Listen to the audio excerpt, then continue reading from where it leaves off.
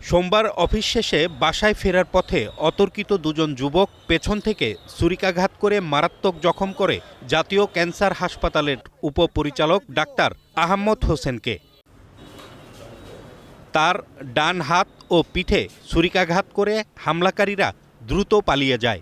তাকে আহত অবস্থায় উদ্ধার করে ক্যান্সার হাসপাতালে ভর্তি করা হয়। চিকিৎসকের উপর সন্ত্রাসী হামলার খবরে হাসপাতালে ছুটে আসেন স্বাস্থ্যমন্ত্রী সরদার মোহাম্মদ সাখাওয়াত হোসেন। ঘাতকদের গ্রেপ্তারে কঠোর নির্দেশনা দেন তিনি। আমাদের পুলিশ আছে, তারা ইনভেস্টিগেট করবে, অবশ্যই আমরা সঠিক জিনিসটা বের করব। টেন্ডার সংক্রান্ত হোক আর যেই সংক্রান্ত হোক, যেই হোক, আমরা বিচারের আওতায় আনবো। আমাদের কারো কোনো হস্তক্ষেপ থাকবে না। যারাই অপরাধ করেছে তাদের আইনের আওতায় আনা হবে। নড়ে চড়ে বসে আইনশৃঙ্খলা বাহিনীও ২৪ ঘন্টার মাথায় ঘটনায় জড়িত ৫ জনকে গ্রেপ্তার করে র্যাব। প্রাথমিক জিজ্ঞাসাবাদে জানা যায় যে জাতীয় ক্যান্সার হাসপাতালের বিভিন্ন কাজের টেন্ডার পাওয়ার বিরোধে এই ঘটনাটি ঘটেছে। গ্রেফতারকৃত সকল ব্যক্তির বিরুদ্ধে পরবর্তী আইনানুগ ব্যবস্থা গ্রহণের কার্যক্রম প্রক্রিয়াধীন রয়েছে।